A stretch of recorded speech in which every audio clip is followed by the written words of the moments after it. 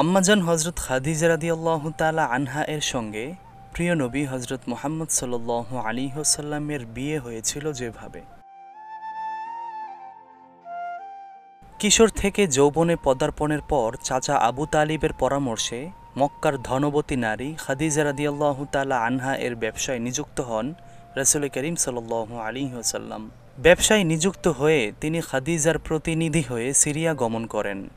এই সফরে রাসূল করিম সাল্লাল্লাহু আলাইহি ওয়াসাল্লামের সঙ্গী ছিলেন খাদিজার কৃতদাস মাইসারা।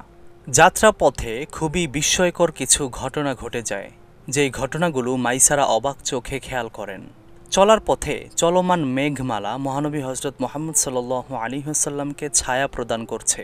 সিরিয়া পৌঁছানোর পর একজন খ্রিস্টান পাদ্রী মহানবী হজরত মুহাম্মদ সাল্লাল্লাহু আলাইহি ওয়াসাল্লামকে দেখে নবী হওয়ার ভবিষ্যৎবাণী করেন। এছাড়াও বাণিজ্যিক সফরে মহানবী হজরত মুহাম্মদ সাল্লাল্লাহু আলাইহি ওয়াসাল্লাম দ্বিগুণ মুনাফা অর্জন করেন। সফর থেকে ফেরার পর রাসূল করিম সাল্লাল্লাহু আলাইহি ওয়াসাল্লাম সফরে থাকা অবস্থায় তার সাথে ঘটে যাওয়া বিস্ময়কর ঘটনা সম্পর্কে এবং রাসূল করিম সাল্লাল্লাহু আলাইহি ওয়াসাল্লামের সততা, বিচক্ষণতা, এই সব কিছু মাইসারা যখন খাদিজা রাদিয়াল্লাহু তাআলা আনহা এর কাছে বর্ণনা করেছেন, তিনি এগুলো শুনে রাসূল করিম সাল্লাল্লাহু আলাইহি ওয়াসাল্লামকে বিয়ে করার মনস্থ করেন।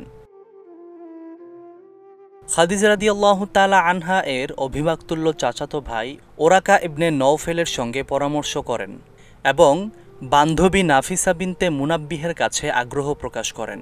তারা উভয়েই তাকে অগ্রসর হওয়ার পরামর্শ দেন। নাফিসা মহানবী হজরত মুহাম্মদ সাল্লাল্লাহু আলাইহি ওয়াসাল্লামের কাছে প্রস্তাব দিলে তিনি সম্মত হন এবং চাচাদেরকে তা অবগত করেন। রাসূল করিম সাল্লাল্লাহু আলাইহি ওয়াসাল্লামের চাচা হামজা ইবনে আব্দুল মুত্তালিব খাদিজা রাদিয়াল্লাহু তাআলা আনহা এর পরিবারের কাছে প্রস্তাব নিয়ে যান। উভয় পরিবারের সম্মতিতে তাদের বিয়ে সম্পন্ন হয়ে যায়। বিশুদ্ধ মত অনুযায়ী বিয়ের সময় মহানবী হজরত মুহাম্মদ সাল্লাল্লাহু আলাইহি ওয়াসাল্লামের বয়স ছিল মাত্র 25 বছর এবং আম্মাজান খাদিজা রাদিয়াল্লাহু তাআলা আনহা এর বয়স ছিল তখন 40 বছর। বাণিজ্যিক সফর থেকে ফেরার প্রায় 2 মাস পর বিয়ে অনুষ্ঠিত হয়। মহানবী হজরত মুহাম্মদ সাল্লাল্লাহু আলাইহি ওয়াসাল্লাম খাদিজা রাদিয়াল্লাহু তাআলা আনহাকে মোহর হিসেবে 20টি উট প্রদান করেন, যার তৎকালীন বাজার মূল্য ছিল 500 দিরহাম। রাসূল করিম সাল্লাল্লাহু আলাইহি ওয়াসাল্লামের বিয়ের সময় বনু হাশিম ও বনু মুদারের নেতৃস্থানীয় ব্যক্তিরা উপস্থিত ছিলেন। আবু তালিব বিয়ের খুতবা পাঠ করেছিলেন।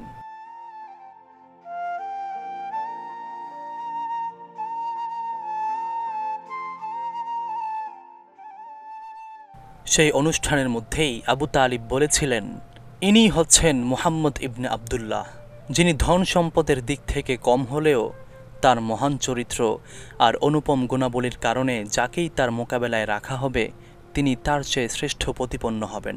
কেননা ধন সম্পদ বিলীয়মান ছায়া ও প্রত্যাবর্তনশীল বস্তুবিশেষ, আর এই মুহাম্মদ, যার আত্মীয়তার সম্পর্কে খবর আপনাদের সবারই জানা আছে, তিনি খাদিজা বিনতে খুয়াইলিদের সঙ্গে বিবাহ বন্ধনে আবদ্ধ হতে আগ্রহী।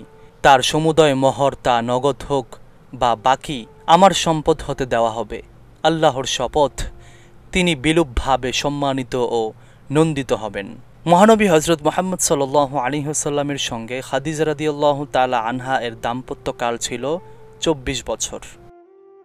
নারীদের মধ্যে সবার আগে ঈমান গ্রহণ করেছিলেন আম্মাজান খাদিজা রাদিয়াল্লাহু তাআলা আনহা।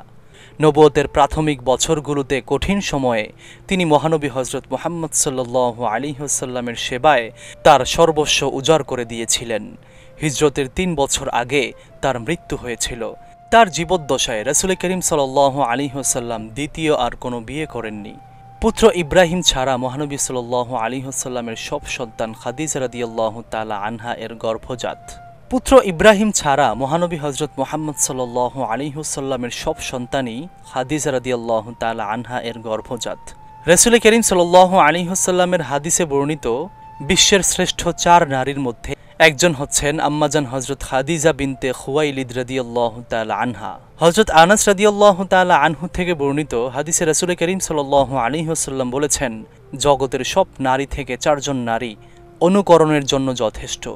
1 নম্বর হচ্ছে মারিয়াম বিনতে ইমরান, 2 নম্বর হচ্ছে খাদিজা বিনতে খুয়াইলিদ, 3 নম্বর হচ্ছে ফাতিমা বিনতে মুহাম্মদ ও ফেরাউনের স্ত্রী আসিয়া।